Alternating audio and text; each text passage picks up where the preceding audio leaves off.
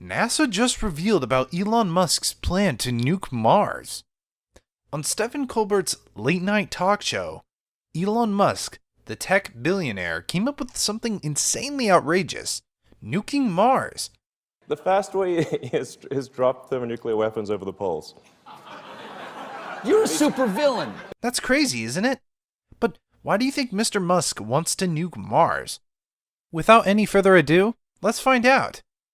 Welcome to Space Journey. Don't forget to subscribe to our channel and press the bell icon to never miss an update on space, SpaceX, and the man none other than Elon Musk. A new space race is heating up more than half a century after Neil Armstrong walked on the moon. Mars, the next door red planet, is the future's frontier. Mars is impossible to discuss without Elon Musk's name in the mix. In addition to being the famous electric car guy, Elon Musk also has an obsession with the red planet. CEO Elon Musk wants SpaceX to establish a human presence on Mars with its Starship rockets, which will travel to and from the red planet. According to him, SpaceX plans to send a Starship rocket without a crew in 2 years. He added that SpaceX is highly confident it will land humans on Mars by 2026. Hollywood has been exploring Mars for years, with movies like The Martian and Life this year, but they don't address the biggest question: how will we survive there? Being the fourth planet from the Sun, and next to the Earth, Mars is also known as the Red Planet. This is because the iron oxide chemicals makes its soil look like rust. The temperature on Mars is below zero. In fact, its average temperature is about minus 80 degrees Fahrenheit. Mars has a much thinner atmosphere than Earth's. There's almost no oxygen in the atmosphere of the red planet. It would be impossible for humans to breathe. Hence, humans would need complex life support systems on Mars to survive. However, have you ever wondered why Elon Musk is so obsessed with making human multiplanetary species as soon as possible and establishing a civilization on Mars? The purpose of the idea is what makes Elon Musk see how critical it is. At the moment, we are a monoplanetary species. We have some people living in low Earth orbit, and we had some people on the moon.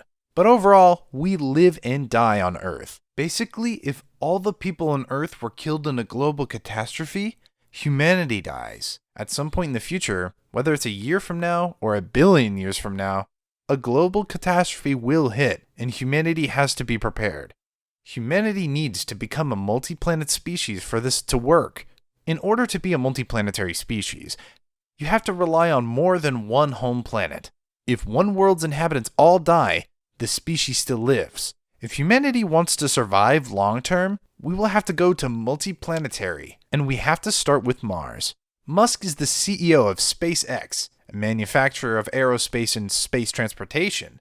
By 2040, Musk and SpaceX hope to create the first city-sized colony on Mars. This is what Musk said about his plans in a supremely fascinating interview with Aeon. I think there's a strong humanitarian argument for making life multiplanetary.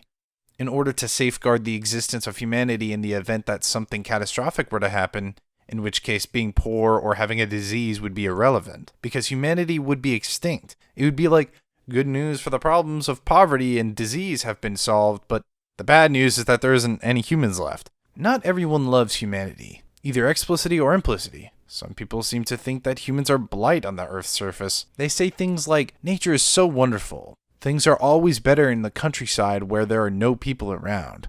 They imply that humanity and civilization are less good than their absence. But I'm not in that school. I think we have a duty to maintain light of consciousness to make sure it continues in the future. As it turns out, Musk isn't the only one who thinks this way. Software engineer, inventor, and global resilience guru Vinay Gupta is another notable genius along these lines. During an interview with Vice, Gupta explained, making life interplanetary and then interstellar enables creation to generate untold wonders over potentially trillions of years. We have no idea how long human life could last. If we can get off this one fragile, risk-filled, tiny sphere into the ocean of darkness and light above our heads and into every nook and cranny of the observable sphere, we owe all the potential futures that could emerge from our present the responsibility of existence. And to accomplish this, we must go not only into space, but eventually, by any means found necessary, into the stars. Now, humans could eventually travel to Mars if the technology allows them to, and if they're able to physically survive the journey. The risks associated with space travel are not simple or trivial. Along with sickness, astronauts could also be exposed to radiation, high-energy subatomic particles that can pass through their bodies and cause damage to their cells. As a result, the bones and muscles of space travelers can weaken, as they are not subjected to constant work against gravity. There's a possibility that blood and other fluids from lower parts of the body can accumulate in parts of the upper body, including the brain. Hearing loss is also a possible effect of space travel. But that is not the end of problems as we discussed earlier. Mars seems uninhabitable. And that's understandable. Even though it's pretty damn cold, there isn't much of a problem for long-term habitation. And even if there were, we can't fix it. Colonies could be built all over Mars, filled with heat and oxygen. That won't be the case forever. Mars may indeed be habitable, if it can be terraformed. That's where Elon Musk's plan to nuke Mars came in. Currently, Mars looks dry, dead planet. However, its polar ice caps have about the same amount of water and CO2. Atomic weapons could vaporize those materials, releasing them into the atmosphere. Eventually, the atmosphere would get thick enough that the greenhouse effect would kick in, trapping energy from the sun. It would then continue heating up the planet, releasing more carbon dioxide, and setting off a chain reaction that would eventually make the surface pressure of Mars high enough for liquid water to exist, making it much more habitable for oxygen-producing plants. Now, just a few plants pumping out oxygen would finish the transformation. Now it's a brand new Earth. Humans don't have to rely on nuclear weapons to melt polar caps. Shara suggested some alternatives, like guiding asteroids to Mars poles or sprinkling the poles with a fine black dust to absorb sunlight. But a lot of ideas involve sending heavy equipment to Mars, which is very expensive.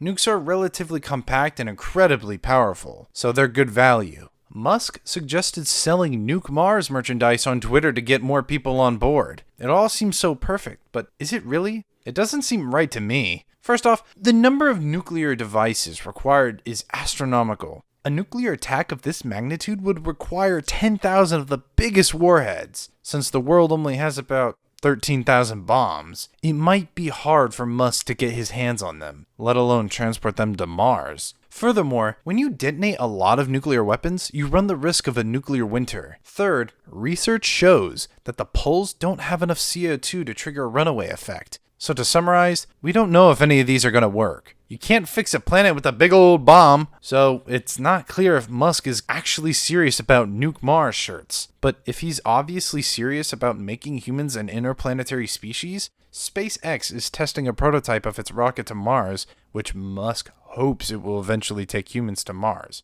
So that's it for today. It would be really cool to know what the future holds for Mission Mars, since it has lots of controversies and mysterious facts. Share your views on this in the comments section, and click on the subscribe button, and press the bell icon to never miss an update. See you in the next one. Until then, peace out.